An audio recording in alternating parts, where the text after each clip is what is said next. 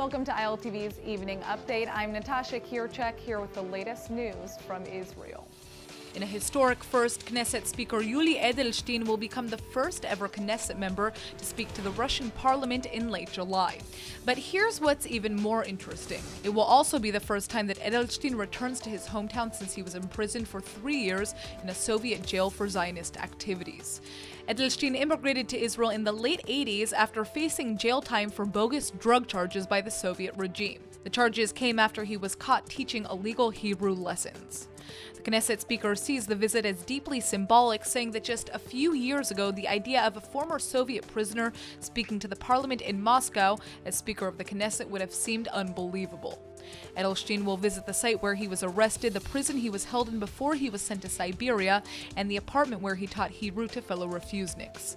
Edelstein is planning to speak with the Russian foreign minister and other Russian lawmakers and meet leaders of the Moscow Jewish community. Although he's been planning his visit to Jordan for a long time, Israeli Science and Technology Minister Ophir Akunis has called off his trip to the neighboring country. This cancellation follows a public rift over the killing of a Jordanian terrorist who stabbed an Israeli police officer in Jerusalem over last weekend. Jordan is denouncing the terrorist death as a crime, which has led Israel to accuse Jordan of supporting terrorism. Akunis would have attended a ceremony marking the launching of a particle accelerator in Jordan's capital of Amman, but says that while peace with Jordan is important, quote, standing up for the truth is more important than anything. He says that although he has informed Prime Minister Netanyahu about the snub, it's ultimately his decision and responsibility. The drought is over for Israeli hip-hop fans now that Lil Wayne is coming to perform in the Holy Land in August.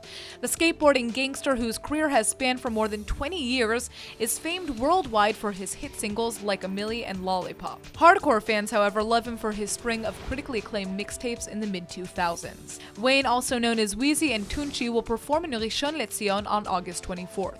With 2 platinum records and a long catalog of #1 singles, he'll need the big venue. Weezy is the latest of a series of platinum musicians to perform in Israel this summer, following Britney Spears, Justin Bieber, Radiohead, and many others. It's 2017, 2 years after former U.S. President Barack Obama enacted his Iranian nuclear deal, and his promises of a moderate, friendlier Iran have failed to materialize.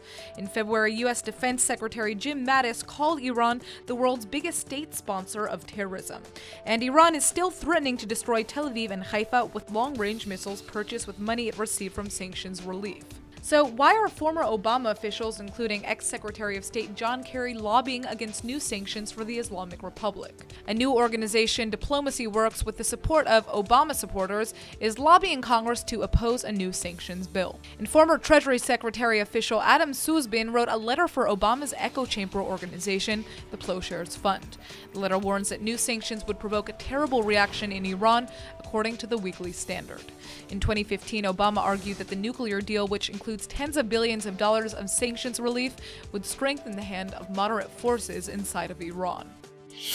Following the Central Bureau of Statistics analysis that the Israeli economy grew only 1.4% during the first quarter of 2017, today the shekel has been sliding down in value. The Bank of Israel and others had expected robust growth of around 3.7%. In response to the disappointing statistics, the Bank of Israel has lowered the dollar-shekel exchange rate. As the shekel drops in value against the dollar and euro, the Bank of Israel has bought several $100 million. The bank regularly makes such purchases when the shekel drops below 3.6 shekels to the dollar, but the action has failed to stop the downward slide of the shekel, which has been dropping all afternoon. Critics allege that the dollar purchases are being exploited by speculators who wait till a purchase is on the horizon before unloading dollars at high prices.